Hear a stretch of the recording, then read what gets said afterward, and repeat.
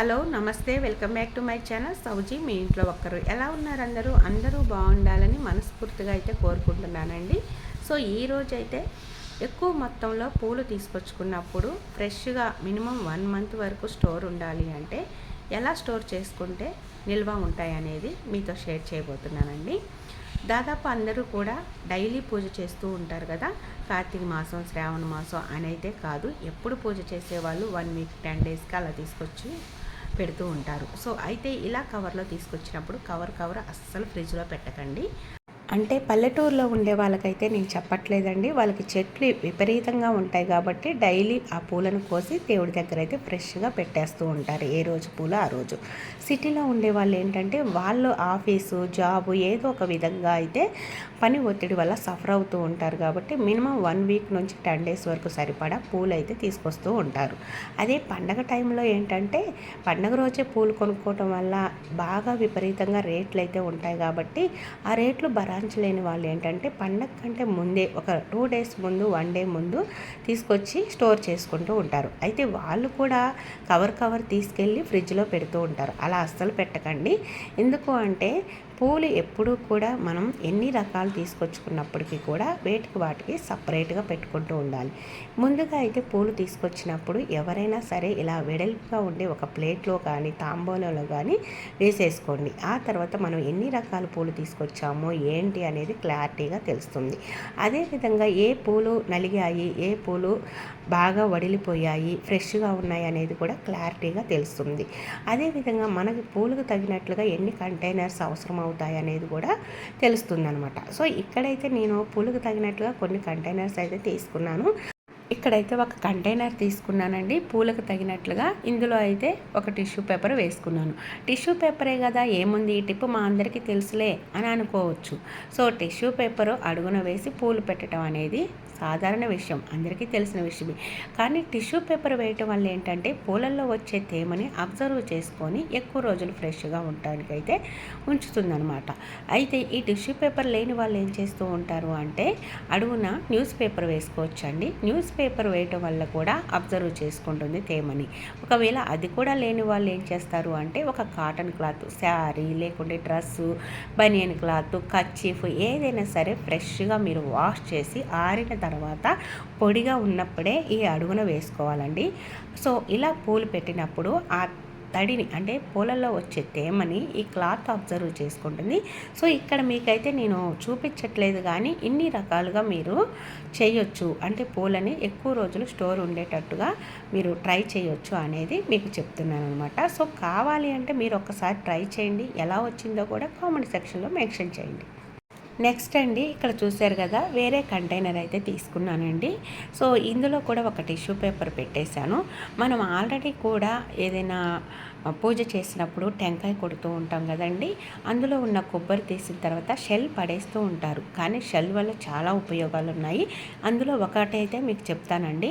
షెల్ని ఈ విధంగా చిన్న చిన్న ముక్కలుగా చేసేసుకొని బాగా షెల్ డ్రై అయి ఉంటుంది కదా, సో ఈ కంటైనర్లో వేసేసుకోండి. అడుగున పైన మీరు ఏ రకం పూలు పెట్టాలనుకుంటున్నారో అవి పెట్టేసేయండి. ఇక్కడైతే నేను గులాబీ పూలు పెడదాం అనుకుంటున్నానండి. గులాబీ పూలలో కూడా రకాలు ఉంటాయి కదా, సో నేను ఇక్కడైతే మెరూన్ కలర్ గులాబీ పూలు పెడుతున్నాను అనమాట. చిన్న చిన్న గులాబీలు అనమాట ఇవి.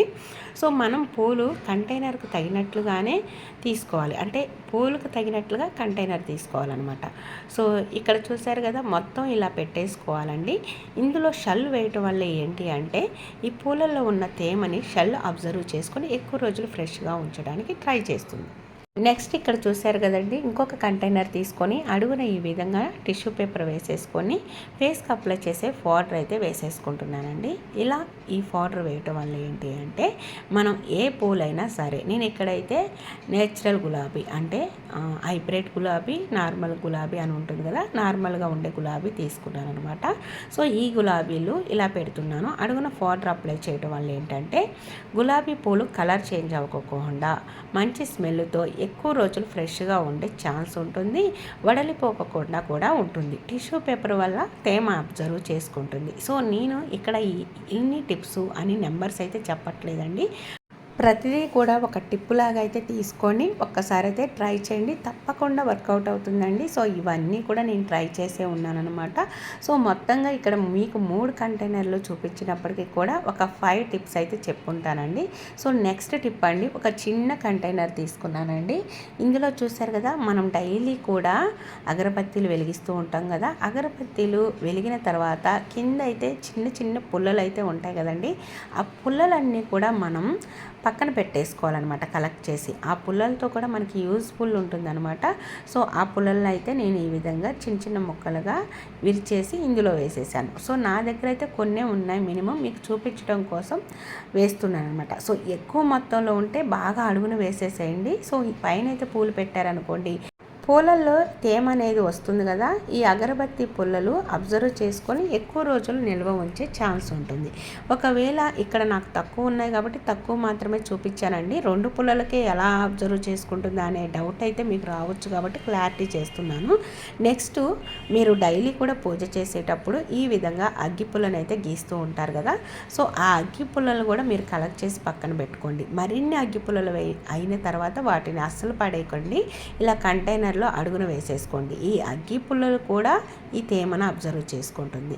సో మీ దగ్గర ఈ అగరబత్తి పుల్లలు, అగ్గి పుల్లలు ఏమీ లేవనే అనుకోండి, చాక్ పీసులు అయితే కంపల్సరీగా ఉంటాయి కదండి. ఆ చాక్ పీసులు కూడా చిన్న చిన్న పీసెస్లుగా చేసుకొని ఇలా కంటైనర్లో వేసేసుకోండి అడుగున.